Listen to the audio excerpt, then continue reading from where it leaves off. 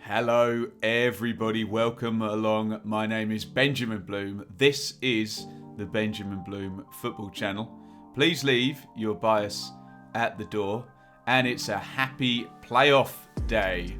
Today in the Championship, first leg semi-final games are going to be played. And I've had a look back at all the numbers to see what we can learn from history. As ever, we're only discussing Championship games and we're only discussing the first legs of the semi-finals. In its current form, since 1990, there have been 62 first leg matches. Of course, we're talking the lower two teams are playing at home against the upper two teams. In 99% of seasons, that's been third versus sixth and fourth versus fifth. Of course, Reading fans will shudder at that because there were exceptions where we had second, third, fourth and fifth, and also fourth, fifth, sixth and seventh. For the purposes of these numbers, we've assumed that the highest team is always third and the lowest team is always sixth, with those two outlier years. So, with the better teams playing away first, how do they get on? Well, only the 18 away wins in those 62 games, i.e. that is the favourites essentially, the side that finished higher in the league table, giving themselves a huge advantage then to go into the second leg game at home. Biggest away win, we go into the 99-2000 season, where one of tonight's entrants, Barnsley, thrashed Birmingham 4-0, absolutely demolished them in the first leg to make the second leg almost academic before a ball was kicked. How do the home teams do then? Remember, they're essentially the lower ranked teams, but they're playing at home. Well, they do better than the away teams, somewhat of a surprise. 24 home wins plays 18 away wins. The biggest home win?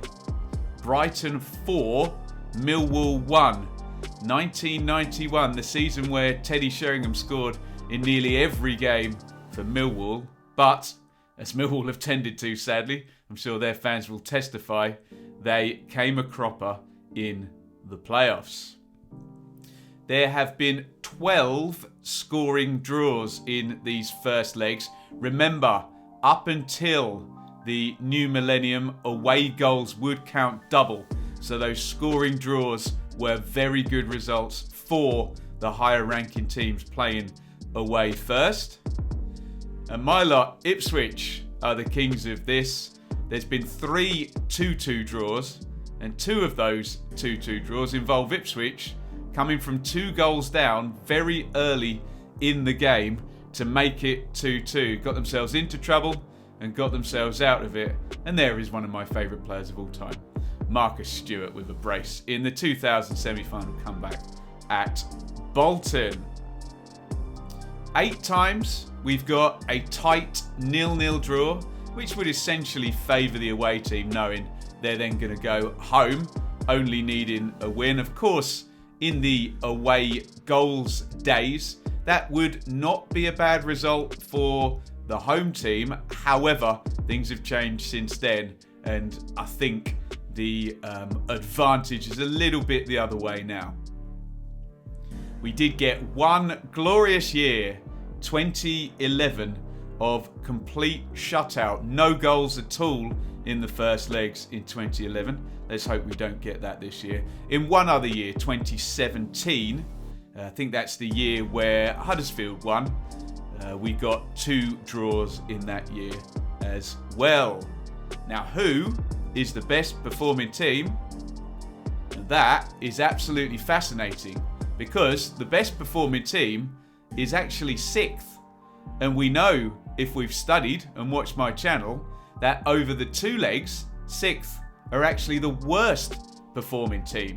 So history is telling us that 6th place do well in the first leg, and then 3rd place come back in the second leg. Very, very interesting. I didn't expect it to be that way, and it does also prove in the 6th versus 3rd game that home advantage seems to be key. I'm assuming all these things, and we'll find out more when I do the numbers for the second legs. We'll do that sometime later in the week. But look there, 6th, 13 wins and 10 draws. Obviously 3rd then has the reverse of that because they're against each other. And look how tight it is between 5th and 4th. 11 wins, 10 draws, 10 losses, and of course flip that around for 4th place. So there is historical evidence to say the worse the league position, the better the team does in the first leg. Not overall, because we know disproportionately 3rd will eventually beat 6th. Think about it last season. Swansea beat Brentford in the first game, but then Brentford took the honours in the second game. That would appear to be the historical pattern. And look how tight that is. The average score in a playoff semi-final first leg game is 1.12 to the home team, 1.06 to the away team. So when we factor in purely home goals versus away goals, over the 31 years, it's very, very tight. These first legs, you can't win it, but you can certainly lose it.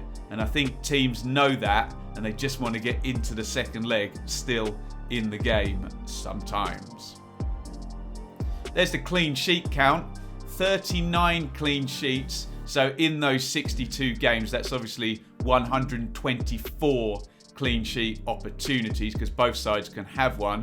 31% of teams going in to playoff semi-final first legs record that vital clean sheet. Nearly 1/3. And here are the winning margins. The most common winning margin is 1 goal, as you would imagine, and it's heavily skewed in that favour, well over 2 times more than the next nearest, which was 2 goals, which has happened 11 times. We don't get thrashings in the first leg historically. Only 1 4-goal win, which we covered, which was Barnsley at Birmingham. 3 wins by 3 goals, but that's 4 occasions where it's been more than 2 goals. 2 goals or less, 38 occasions. You're often still in the game going into the second leg, even if you're losing, says the historical numbers.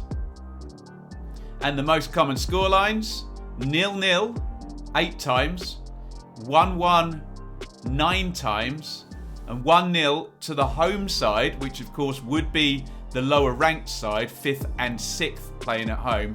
That's happened 10 times. Everything is telling us that these are tight games. We have had some drama. There's some ones to look back if you want to do a bit of YouTubing today. 2019, Villa 2, West Brom 1, came from behind in that one, and Dwight Gale sent off West Brom's goal machine there. 2016, Wednesday 2, Brighton 0. Brighton miss the automatic spots on goal difference, I think, and then have 3 players injured in the first 50 minutes, and Wednesday win 2-0. Dramatic stuff there. A late rally for Bristol City beat Palace in 2008. A brilliant game in the West Midlands, a Black Country derby in 2007. Wolves 2, West Brom 3, settled by playoff king, or certainly playoff goal-scoring king, Super Kevin Phillips. In 2004, Palace 3, Sunderland 2. And excuse me, I've missed out 2005. West Ham 2, Ipswich 2. West Ham 2 up, Ipswich getting them back to 2-2. Same there in 2001 and 2000, with the home sides going 2-0 up in both of those games, West Brom and Bolton, and then the away sides managing, the higher ranked sides, to get it back to 2-2. Bolton were 2 down in 2001 going into the last 10 minutes. Palace 3, Wolves 1. Would you believe that game is 1-0 at 89 minutes, I think. And there's just a whole slew of goals. Palace go 2 up, Wolves get 1 back, and then Palace score again. And Blackburn 4, Derby 2. Dalglish's Blackburn 2-0 down in that one, end up winning 4-2 in 1992. There we go. That is the playoff semi-final first legs by the numbers. What have we learned? Expect a very, very tight game. Never particularly much in it, apart from a few rare occasions where we get some outlier results. And oddly enough, it does favour the lower ranked teams, the home teams. However, remember, there's a second leg coming, and we know that the comeback often comes particularly with that third place team in the second leg.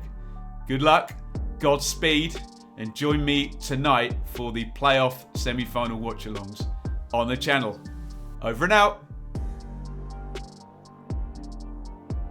Thank you so much for watching. If you enjoyed this video, please hit the like button to see more videos from this channel. Hit the subscribe button, and to be notified every time we upload, ring the bell for those notifications to come through on your device. If you really want to support the channel and me as a content creator, I will be eternally grateful if you head over to the merch store and grab something, or support over on Patreon, patreon.com/Benjamin Bloom. Thank you for your time. Go and watch another video.